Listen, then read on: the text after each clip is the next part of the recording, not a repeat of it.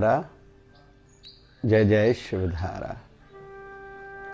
बहुत से लोग सोचते हैं ऐसा क्यों कि कुछ लोग मेरे साथ वाले, मेरी हम उम्र, साथ में पढ़े, एक ही पड़ोस, एक ही घर में रहने के बाद एक ही क्लासरूम में साथ में पढ़े थे, खेले थे, कुछ बहुत आगे निकल गए, कुछ थोड़े मुझसे आगे निकल गए, कुछ मुझ जैसे हैं और कुछ मुझसे भी पीछे हैं। ऐसा क्यों? शरीर हम सबका एक जैसा है। एक दिन में 24 घंटे सब किसी को एक जितने ही मिलते हैं। उतार चढ़ाव, सर्दी गर्मी, सुख दुख भी सभी के जीवन में आते ही रहते हैं। आते भी लेकिन जाते भी रहते हैं। यश अपयश, प्यार नफरत, हम सबका जीवन इसी बीच में से ही निकलने वाला है। और वैसे श्रीमद् भगवद गीता का ज्ञान यही है। न हर्ख में अटको, न शोक में, न यश में, न अपयश में, न सुख में, न दुख में, न प्यार में अटक जाना, न नफरत को दिल पे लेना। इसी बीच से जीवन सबका गुजरने वाला है। अंतर यह है, किसी के जीवन में आज धन की तकलीफ है, किसी के जीवन में फिर तन की कोई बीमारी की तकलीफ है, किसी के फिर घर की तकलीफ है, किसी को सामाजिक तकलीफ है, किसी को कुछ लर्न नहीं हो रहा, याद नहीं पड़ रहा। लेकिन ये चक्र पूरे प्यार नफरत, यश अपयश, सुख दुख, हानि लाभ, ये सबके जीवन में आते जाते रहेंगे। राजा हो, रंक हो, पुरुष हो, नारी हो, वृद्ध हो, बालक हो, किसी भी वर्ण किसी भी जाति का हो, नेता हो, अभिनेता हो, संसारी हो, फिर चाहे साधु क्यों ना हो। हमें ऐसे लगता है क्योंकि हमें अपने अंदर का पता है। मेरे जीवन में ये घटनाएं घट रही हैं, उतार चढ़ाव हैं। सामने वाले का सुख दिखता है क्योंकि हम उसको बाहर से देखते हैं। और फिर हमारे घर का हमें पता है, दूसरे घर के मंगल कार्य को, किसी खुशी के कार्य को देखते हैं, इनके घर में बहुत एकता है। लेकिन अपने घर के झगड़ों का पता है तो ऐसे लगता है हमारा घर कमजोर, उनका घर मजबूत है। लेकिन ऐसा होता नहीं है। संसार एक जैसा है, एक जैसा ही रहेगा। इस दृष्टि से तो कहते हैं कि हमारे गुरुदेव भगवान 1008 सदगुरु स्वामी शिव भजन जी महाराज कहते थे, सृष्टि नहीं बदलेगी, दृष्टि बदलाओ। दुनिया ऐसे ही रहेगी, रोज नया कुछ आएगा, नई घटनाएं घटेंगी, उतार चढ़ाव नए नए जो आपने कभी सुने नहीं होंगे। लेकिन दृष्टि को बदलाओ, उसको आप कैसे लेते हो।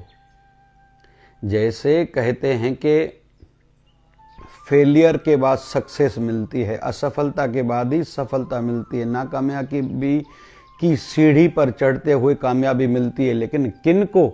जो नाकामयाबी से सीखे तो सही, समझे तो सही, पहले बैठे में नाकामयाब क्यों हुआ, मैं असफल क्यों हुआ, फिर चिंतन करे वहां मुझे क्या करना चाहिए था जो मैंने नहीं किया। फिर चिंतन करे और खुद में बदलाव लाए, तभी वो कामयाब होगा ना। केवल कहने से थोड़ी होगा। निराश होकर थोड़ी बैठना है, मुझे कोई बढ़ने नहीं दे रहा, मुझे तो किसी की सपोर्ट नहीं है, ऐसा नहीं है। लेकिन जो असफलता हुई, जो नाकामयाबी हुई, उसमें क्या क्या गलतियां मुझसे हुई जो अभी सुधारनी चाहिए, और कैसे सुधारूं और जल्दी सुधारूं, तब जाके असफलता की सीढ़ी से कोई सफलता तक पहुंचेगा। लेकिन केवल बोलने से नहीं होगा। तो कुछ तो ऐसा उनमें होता है जो सफल हो जाते हैं, आध्यात्मिकता में बड़े संत हो गए। हमारे गुरुदेव भगवान के ऐसे मिलते थे कुलीग्स जो साथ में पढ़े थे। लेकिन कहाँ हमारे गुरुदेव भगवान, हमारे गुरुदेव भगवान ने कुछ कुछ अपने शिष्यों को स्वर्ग नरक के भी दर्शन कराए हैं। वो धरती पर आ जाएं। लोग कहते हैं कौन ऊपर से लौट के नीचे आया है, नीचे हैं अभी। खुद तो अलग अलग अनुभूतियां सबको सदैव कराते रहते हैं। तो कुछ तो उनमें विशेष था। ऐसे संसारी दृष्टि से कोई बड़े उद्योगपति हो गए हमारी आंखों के सामने। अंबानी ग्रुप हो, अड्डानी ग्रुप हो, भारत में हम लोग चर्चा कर रहे हैं, थोड़ा इंटरनेशनल लेवल पर देखते हैं, अमेज़न ग्रुप अभी बड़ा है, एलॉन मस्क आदि आदि आदि बहुत से ऐसी हस्तियां हैं जो हमारे आंखों के सामने, हम सबको पता है, हम सब ने बायोग्राफीज सोशल मीडिया के माध्यम से उनकी देखी है, सुनी है, पढ़ी है। तो क्यों नहीं, हम नहीं क्यों ऊपर जा पा रहे? वो बदलाव करना है, और बदलाव करने से ही, वो समझने से ही ये संभव होगा, और जो करेगा उसको ही लाभ होगा, जो खुद में बदलाव लाएगा। तो पहला बिंदु आज का होगा, उन्होंने खुद को अपडेटिंग और अपग्रेडिंग में लाया था। जैसे हम लोग मोबाइल लेने जाते, नई कौन सी मोबाइल आई है, माताएं कपड़ा लेने के लिए जाते, कौन सा नया पैटर्न आया है, डिज़ाइन कौन सी है, फिर आदि आदि। कार लेने जाते, हर कोई नया मॉडल कौन सा आया है। वैसे ही खुद को भी बदलाव की ओर बढ़ाना पड़ेगा। सोचने का अंदाज बदलें, अपने टाइम टेबल को अभी आयु के हिसाब से, जैसे पद बढ़े, आयु बढ़े, प्रतिष्ठा बढ़े, पैसा बढ़े, साधना बढ़े, सेवा बढ़े, सत्संग कथा में रुचि बढ़े, तो धीरे धीरे बदलाव लाना पड़ेगा। आयु 35 साल हो गई, अभी स्वास्थ्य की ओर ध्यान देना है, बदपरहेजी नहीं करनी, नहीं तो कोई ना कोई बीमारी जल्दी नई बड़ी वाली लग जाएगी, या तो शुगर, या तो हार्ट की बीमारी, ब्लड प्रेशर, बाकी तो पेट की तकलीफ, चमड़ी की तकलीफ, या तो सर्दी खांसी होगी, कोई कफ संबंधित कोई होगा रोग, या तो वात, या तो पित्त संबंधित। जल्दी रोटी रात को खा लें, रोटी के बाद 1 घंटा पानी नहीं पिएं, और सवेरे थोड़ा सा लेट खाएं, 10-12 घंटे का गैप हो, और दिन में भी गैप से खाएं, और जब खाएं तो पिए नहीं, मतलब कुछ खाया तो पानी नहीं पिए, पानी पिए तो जल्दी कुछ खाएं नहीं। इतना नियम भी कोई कुछ करें, जल्दी स्वास्थ्य नहीं बिगड़ती, शरीर अंदर से ठीक करता है। आधा घंटा व्यायाम प्राणायाम करें, बस इतना करें, ज़्यादा नहीं, बहुत लाभ होगा। ऐसे ही टाइम टेबल में अभी भक्ति पूजा को टाइम ज़्यादा दें, थोड़ा एकांत में बैठना सीखें, किसी संत शरण में जाएं, धीरे धीरे उनके वचनों को सुने और अपनाते जाएं। ध्यान बढ़ाएं कि जैसे हमारा माइंड बैलेंस में हो। सत्संग से थॉट पावर मिलेगा, ध्यान में मन बैलेंस में रहेगा, एक अनुलोम विलोम प्राणायाम और ध्यान, डिसीजन पावर स्ट्रांग होगा। बायोग्राफीज आदर्श पुरुषों की, आइडियल पर्सनैलिटीज़ की सुने, पढ़ें, देखें, बहुत अच्छा लगेगा। कैसे नहीं, भगवत भक्त रसिक हुए हैं। एक ब्रजमंडल का संत हुआ है, कुंभन दास नाम था। बच्चे तो 5 थे, लेकिन कहते थे मुझे 1.5 बच्चा है, संतान 1.5 है। बोले कैसे? बोले एक बेटा पूरा भगवान को समर्पित है, एक बेटा आधा संतों की सेवा भी करता है, लेकिन दुनियादारी वाला भी है। तो मेरे संतान 1.5 है। तो जो आधे वाला था, जिसको वो मानता था, एक दिन वो गुजर गया, मूर्छित हो गया। तो संत कुंभन दास के गुरुवर को, गोस्वामी जी को जाके किसी ने बताया कि आप बोलते थे कि ये सच्चा मेरा भक्त है कुंभन दास, बेटे की मृत्यु पर वो बेहोश हो गया है, मूर्छित हो गया है, इतना मोह था बेटे में, तो सच्चा भक्त कैसे था? गोस्वामी जी कहते हैं नहीं, वो बेटे की मृत्यु पर मूर्छित नहीं हुआ है, वो सच्चा रसिक है। तो संसार में उसका मान बढ़ाने हेतु उन लोगों को साथ में लेके आए जिन्होंने आके कंप्लेन करी, शिकायत करी, आके कान में कहा कि आपको सूतक नहीं लगेगा, आप जैसे रोज निरंतर राधा रानी की, राधा कृष्ण की पूजा उपासना करते हो, आप आज से भी कर सकते हो। एकदम उठ खड़े हुए। तो लोगों ने पूछा ये क्या था? बोले ये बेटे के वियोग में, दुख में ये मूर्छित नहीं हुआ, बेहोश नहीं हुआ। इसके मन में ये आया कि अभी 12 दिन मेरे को सूतक लगा, मैं ठाकुर जी के मंदिर में जा नहीं पाऊंगा, 12 दिन में ठाकुर जी और राधा रानी के बगैर कैसे रह पाऊंगा। इसको इस बात ने दुखी किया, मूर्छित किया। अभी मैंने इनको सांत्वना दी, इजाज़त दी, आप संत हो, आप इन बंधनों से ऊपर हो, आप राधा रानी की पूजा करते रहो। बस मैंने कहा तो उठ खड़ा हुआ। इसको बेटे का दुख नहीं है, ये मोह से उतार चढ़ाव से ऊपर है। तो रसिक ऐसे होते हैं। तो हम लोग सुनेंगे ऐसे संतों की गाथाएं तो हमारे मन का भी भाव बढ़ेगा। तो आइडियल पर्सनैलिटीज के संदर्भ में सुनेंगे कथा सत्संग से ये लाभ मिलता है। जैसे आज हमने पहला वचन सुना, असफलता की सीढ़ी पर सफलता तक पहुंचा जा सकता है, लेकिन वो भी तब जब लिखें तो सही ना, मैं असफल क्यों हुआ, वहाँ मुझे क्या करना चाहिए था, और आगे मुझे इसी दिशा में इसी काम के लिए और अच्छा क्या करना है। तभी हम लोग बदलाव करेंगे तो सफल होंगे, केवल बोलने से तो नहीं होगा। तो अपडेटिंग अपग्रेडिंग में खुद को रखें। तो दूसरा बिंदु, हम जो भी सुने कहीं से सीखें, समझें या देखें, चिंतन करके एक्शन लेने में देरी नहीं करें। आजकल लोग, सोशल मीडिया अच्छा माध्यम है, रोज हर कोई सब सुन रहा है, पोस्ट के माध्यम से, वीडियो के माध्यम से जानकारियां बढ़ रही हैं।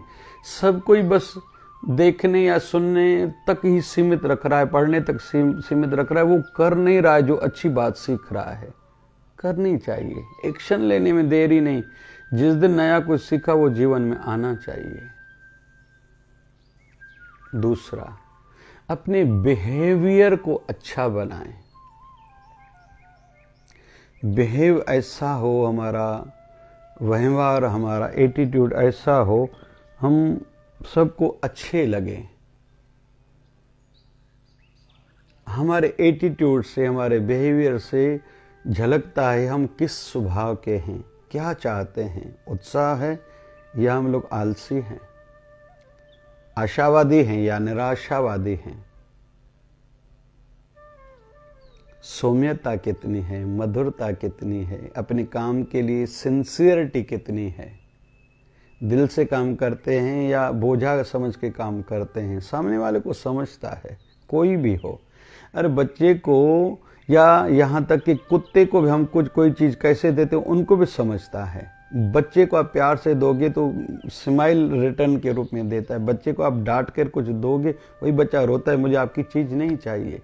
तो पूरी दुनिया वैसे खुली किताब है। हमें ऐसे लगता है हम बाहर के केवल पहनावे से लोगों के ऊपर इम्प्रेशन डालेंगे, लेकिन ऐसा है नहीं।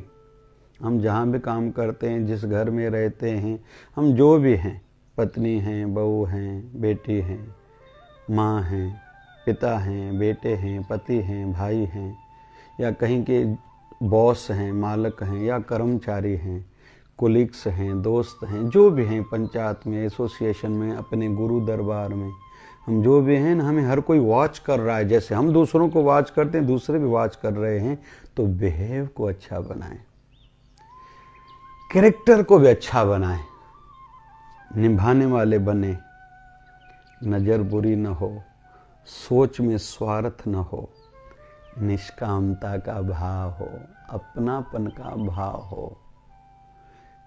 जिस भी फील्ड फैकल्टी से जुड़े हैं, हम कहीं भी काम करते हैं, इतना काम करें कि सामने वाले को हमारी ऑनेस्टी की झलक लगनी चाहिए कि ये मुझे उठाना चाहता है तो वो हमें उठाएगा।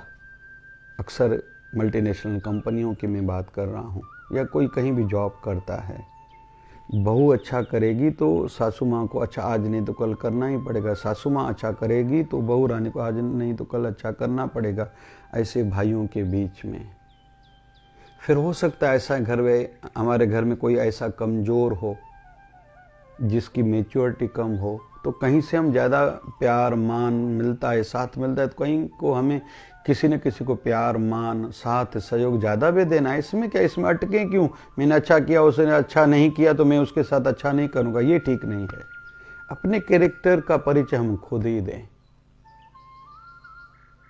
सोच, व्यवहार, नज़र, पवित्रता ही हो, कैरेक्टर अच्छा हो, फिर दृढ़ता भी हो, डिटर्मिनेशन ऐसा हो कि कुछ भी हो जाए हम हिले डुले नहीं, जिस पथ पर लगे हैं, जिस धंधे में, जिस घर में, जिस मंडल में, जिस संस्था में, जिस गुरु से दिल का सौदा एक बार किया जाता है। बहुत रेयर कंडीशंस में कुछ रिश्ते बदलने की करें, लेकिन कोशिश करें हम निभाएं, हम ऐसे बने। कम ज़्यादा तो लोग होंगे ही ना, हमें सबके साथ निभाना है, लेकिन डटे रहना है।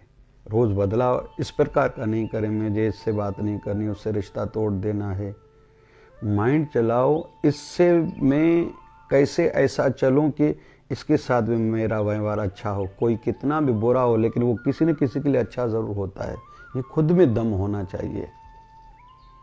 तो ABCD एक्शन लें, बिहेव का ध्यान रखें, बिहेवियर अच्छा हो, कैरेक्टर पर भी हम अपना अंकुश हो, डिटर्मिनेशन भी हो।